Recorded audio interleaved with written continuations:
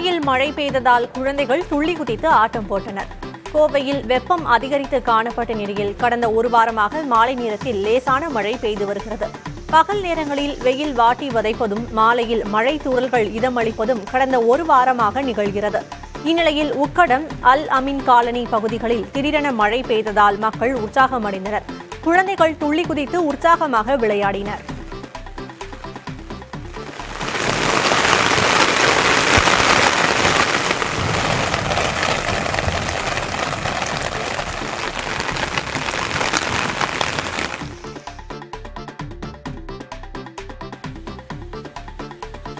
தஞ்சை மாவட்டம் கும்பகோணம், திருவிடைமருதூர், பாபநாசம் சுற்றுவட்டார பகுதிகளில் கோடை மழை பெய்தது. ஒரு மணி நேரத்திற்கு மேல் நீடித்த கனமழையால் தாழ்வான இடங்களில் தண்ணீர் தேங்கியது. கோடை மழையால் நெல், பருத்தி, சோயா, வாழை சாகுபடி செய்துள்ள விவசாயிகளும் வெப்பம் தணிந்து குளுமையான சூழல் நிலவியதால் பொதுமக்களும் மகிழ்ச்சியடைந்தனர்.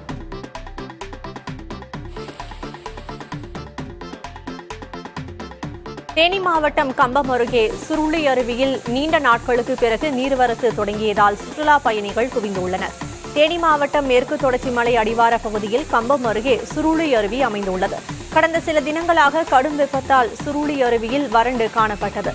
கடந்த 2 நாட்களாக நீர்பிடிப்பு பகுதிகளில் மழை பெய்ததால் சுருளி அருவியில் நீர் ஆர்ப்பரித்து கொட்டுகிறது. ஏராளமான சுற்றுலா பயணிகள் ஆர்வத்துடன் அருவியில் குளித்து மகிழ்ந்தனர்.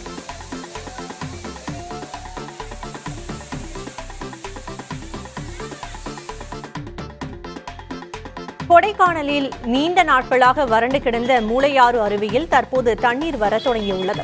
போதிய மழை இல்லாமல் வத்தலகுண்டு பிரதான சாலை ஓரத்தில் அமைந்துள்ள இந்த அருவி வறண்டு காணப்பட்டது. இந்நிலையில் கடந்த ஒரு வாரமாக மலைப்பகுதிகளில் விட்டு கனமழை பெய்து வருகிறது. இதனால் மூளையாற்றில் தண்ணீர் வரத்து அதிகரித்து அப்பகுதி பசுமையாக மாறி வருகிறது.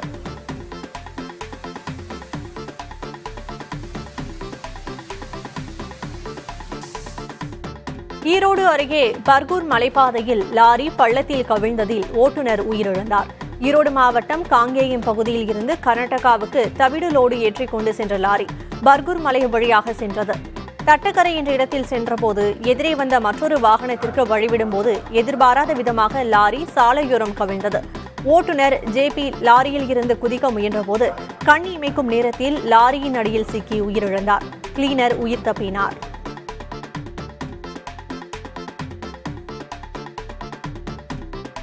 சேலம் மாவட்டம் ஓமலூரில் பேரூராட்சிக்கு சொந்தமான 50 லட்சம் ரூபாய் மதிப்புள்ள பூங்கா நிலம் மற்றும் பாதை மீட்கப்பட்டது. ஓமலூர் அம்மன் நகரில் பூங்கா கட்டுவதற்காக சுமார் 4000 சதுர அடி நிலம், அதற்கான பாதை ஆகியவை இருந்தது.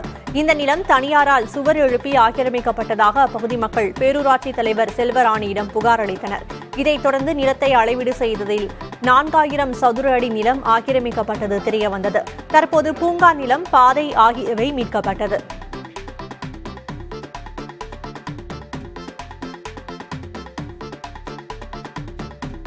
ராஜபாளையம் அருகே புறா வளர்ப்பதில் ஏற்பட்ட முன்விரோதம் காரணமாக செங்கல் சூளை உரிமையாளர் வெட்டி கொல்லப்பட்ட வழக்கில் 6 பேர் கைதாகியுள்ளனர். விருதுநகர் மாவட்டம் ஸ்ரீவில்லிபுத்தூர் அருகே இடையன் குளத்தைச் சேர்ந்த ஞானசேகர் என்பவரது செங்கல் சூளையில் பணிபுரிந்து வந்த மணிகண்டன் என்பவர் வேறு சூளைக்கு பணிக்கு சென்று விட்டார்.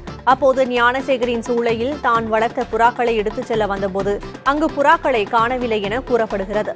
புறாக்கள் பறந்துவிட்டதாக ஞானசேகர் கூறியதால் ஆத்திரமடைந்த மணிகண்டன் நண்பர்களுடன் இணைந்து ஞானசேகரை சரமாரியாக வெட்டி கொலை செய்துள்ளார். வழக்கு பதிவு செய்த காவல்துறையினர் இது தொடர்பாக 6 பேரை கைது செய்தனர்.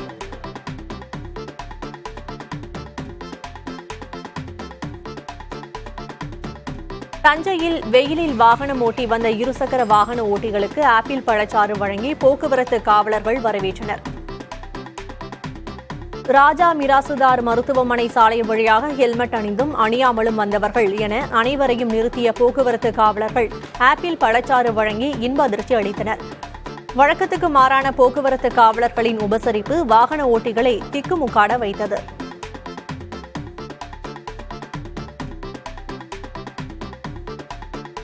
விருதுநகர் மாவட்டம் ராஜபாளையம் அருகே கண்மாயில் விஷம் கலக்கப்பட்டதால் நூற்றுக்கணக்கான மீன்கள் செத்து மிதப்பதாக குற்றச்சாட்டு எழுந்துள்ளது. கணபதி சுந்தர நாச்சியார்புரத்தில் உள்ள கொசவன்குளம் கண்மாயை பொன் இருளப்பன் என்பவர் 5 ஆண்டுகளுக்கு ஏலம் எடுத்துள்ளார். இந்த ஆண்டு 1,50,000 ரூபாய் அரசுக்கு பணம் கட்டி 70,000 ரூபாய் மதிப்பிலான சிசி மற்றும் மண்டை கட்லா மீன் குஞ்சுகளை வாங்கி கண்மாய்க்குள் விட்டுள்ளார். சுமார் 1 கிலோ வரை வளரும் இந்த வகை மீன்கள் தற்போது 400 கிராம் வரை வளர்ந்துள்ளன. இந்நிலையில் காலை வழக்கம் போல் கண்மாய்க்கு சென்றபோது மீன்கள் செத்து மிதப்பதைக் கண்டு அதிர்ச்சியடைந்த போனியூருளப்பன் காவல் நிலையத்தில் புகார் அளித்துள்ளார். கண்மாயில் விஷம் கலக்கப்பட்டதாக சந்தேகம் தெரிவித்துள்ள அவர் விஷமிகளை கைது செய்ய வேண்டும் என கோரிக்கை விடுத்துள்ளார்.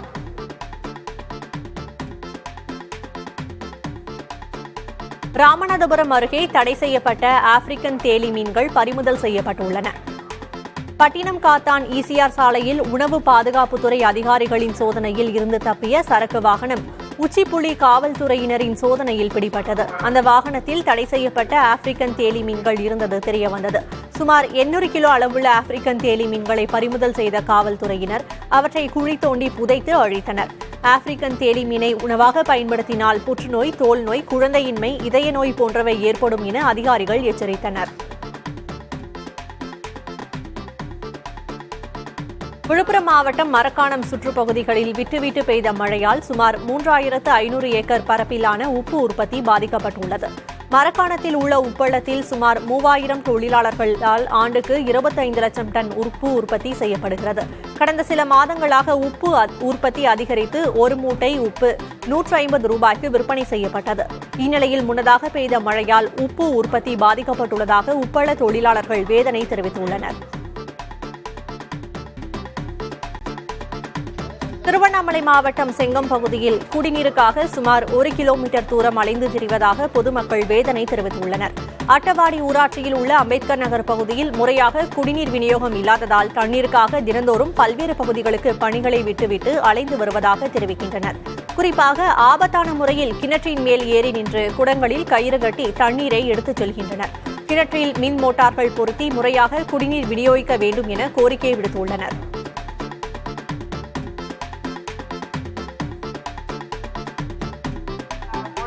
விருதுநகர் மாவட்டம் அருப்புக்கோட்டை அருகே கோயில் திருவிழாவை முன்னிட்டு ஜல்லிக்கட்டு போட்டி நடைபெற்றது. திருச்சூடி சட்டமன்ற தொகுதிக்குட்பட்ட செம்போன் நெருச்சி கிராமத்தில் உள்ள கோயில் சித்திரை திருவிழாவை முன்னிட்டு ஜல்லிக்கட்டு போட்டி நடைபெற்றது. இதில் 386 காளைகள், 200 மாடுபிடி வீரர்கள் பங்கேற்றனர். வெற்றி பெற்ற மாடுபிடி வீரர்களுக்கும் காளைகளின் உரிமையாளர்களுக்கும் பரிசுகள் வழங்கப்பட்டன.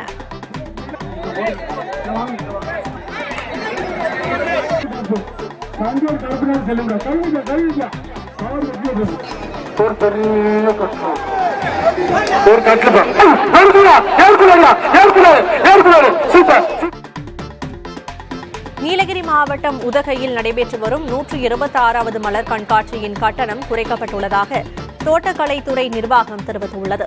பெரியவர்களுக்கு 150 ரூபாயாக இருந்த கட்டணம் தற்போது 125 ரூபாயாகவும், சிறியவர்களுக்கு 75 ரூபாயாகவும் கட்டணம் நிர்ணயிக்கப்பட்டுள்ளது. கடந்த 10ஆம் தேதி மலர் கண்காட்சி தொடங்கிய நிலையில் ஏராளமான சுற்றுலா பயணிகள் ரசித்து வருகின்றனர்.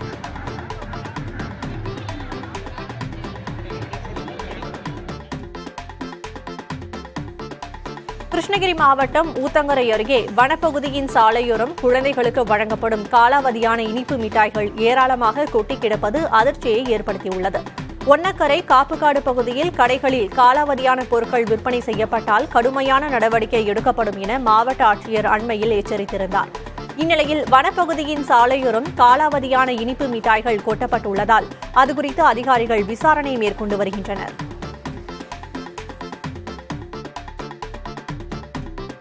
மதுரை மாவட்டம் நேலூரில் உள்ள அரசு பள்ளி விளையாட்டு மைதானம் மது அருந்தும் இடமாக மாறி வருவதாக பொதுமக்கள் குற்றம் சாட்டியுள்ளனர். கருங்காலக்குடி கிராமத்தில் உள்ள மைதானத்திற்கு சுற்றுச்சுவர் இல்லாததால் இரவில் மது கூடாரமாக மைதானம் மாறிவிடுவதாக தெரிவிக்கின்றனர். பாட்டில்களை உடைத்தும் கழிவுகளை போட்டுவிட்டும் செல்வதால் சுகாதார சீர்கேடு ஏற்பட்டுள்ளதாக குற்றம் சாட்டுகின்றனர். இதுகுறித்து பள்ளி நிர்வாகத்திடம் கேட்டபோது பள்ளியில் சுற்றுச்சுவர் கட்டும் பணிகளுக்கான முயற்சி எடுத்து வருவதாக தெரிவித்தனர். சிவகங்கை மாவட்டத்தில் காவிரி கூட்டு குடிநீர் திட்ட மேல்நிலை நீர்த்தேக்க தொட்டியின் குழாய் உடைந்து குடிநீர் வீணாகி வருவதாக பொதுமக்கள் புகார் தெரிவித்துள்ளனர். கல்லல் ஊராட்சி ஒன்றியத்திற்கு உட்பட்ட மேலப்பூங்குடியில் காவிரி கூட்டு குடிநீர் திட்டத்திற்கான மேல்நிலை நீர்த்தேக்க தொட்டியின் குழாயில் உடைப்பு ஏற்பட்டுள்ளது. இது தொடர்பாக புகார் அளித்தும் எந்த நடவடிக்கையும் இல்லை என்று கூறப்படுகிறது. இதுகுறித்து கல்லல் ஊராட்சி ஒன்றிய நிர்வாகத்தினரிடம் கேட்டபோது குடிநீர் குழாயை சரி செய்ய நடவடிக்கை எடுக்கப்படும் என்று தெரிவித்தனர். கொடைக்கானலில் நீண்ட நாட்களாக வறண்டு கிடந்த மூலையாறு அருவியில் தற்போது தண்ணீர் வரத் தொடங்கியுள்ளது. போதிய மழை இல்லாமல் வத்தலக்குண்டு முக்கிய சாலை ஓரத்தில் அமைந்துள்ள இந்த அருவி வறண்டு காணப்பட்டது. இந்நிலையில் கடந்த ஒரு வாரமாக மலைப்பகுதிகளில் விட்டுவிட்டு கனமழை பெய்து வருகிறது. இதனால் மூலையாற்றில் தண்ணீர் வரத்து அதிகரித்து அப்பகுதி பசுமையாக மாறி வருகிறது.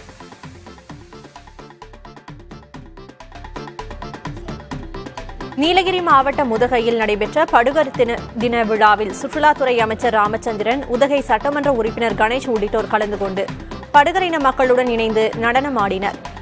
யுனெஸ்கோவால் பூர்வக்குடிகள் என அறிவிக்கப்பட்ட படுகர் இன மக்கள் இணைந்து ஒவ்வொரு ஆண்டும் மே 15ஆம் தேதி படுகர் தின விழாவை கொண்டாடுவது வழக்கம்.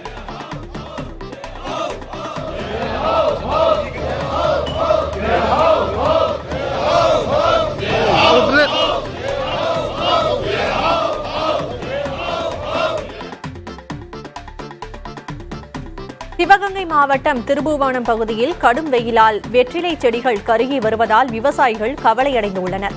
திருபுவனம், பழையூர், நயினார்பேட்டை, வெள்ளக்கரை, களியாந்தூர் பகுதிகளில் சுமார் 300 ஏக்கரில் வெற்றிலை சாகுபடி செய்யப்பட்டுள்ளது.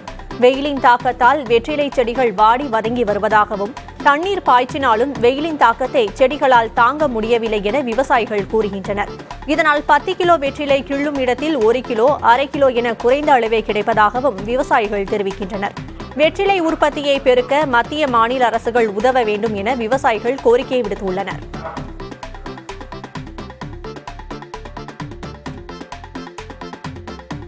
சென்னை அடுத்த ஆவடி காவல் ஆணையரகத்திற்குட்பட்ட பகுதிகளில் கொள்ளையர்களிடம் இருந்து மீட்கப்பட்ட 185 சவரன் நகை, 5 கிலோ வெள்ளி, 398 செல்போன்கள் உள்ளிட்டவை உரியவர்களிடம் ஒப்படைக்கப்பட்டன. புகார் மனு அளிக்கும் குறைதீர் முகாமில் ஆவடி காவல் ஆணையர் சங்கர் பொதுமக்களிடம் நேரடியாக மனுக்களை பெற்றார். இதையடுத்து புகார் மனுக்களை விசாரிக்க சம்பந்தப்பட்ட காவலர்களுக்கு ஆணையிட்டார். இந்நிலையில் கடந்த ஒரு ஆண்டில் ஆணையராக எல்லைக்குட்பட்ட பகுதிகளில் இருந்து கொள்ளையர்களிடம் இருந்து மீட்கப்பட்ட நகைகள், செல்போன் ஆகியவை உரியவர்களிடம் ஒப்படைக்கும் நிகழ்ச்சி நடைபெற்றது.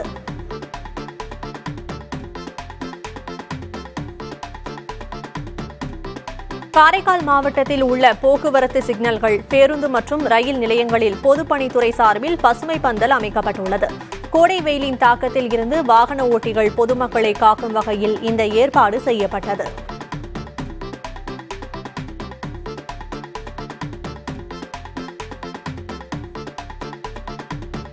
தேனி மாவட்டம் பெரியகுளம் பகுதியில் 2ஆம் போக கோடை நெல் சாகுபடி நடவு பணிகளில் விவசாயிகள் தீவிரமாக ஈடுபட்டுள்ளனர்.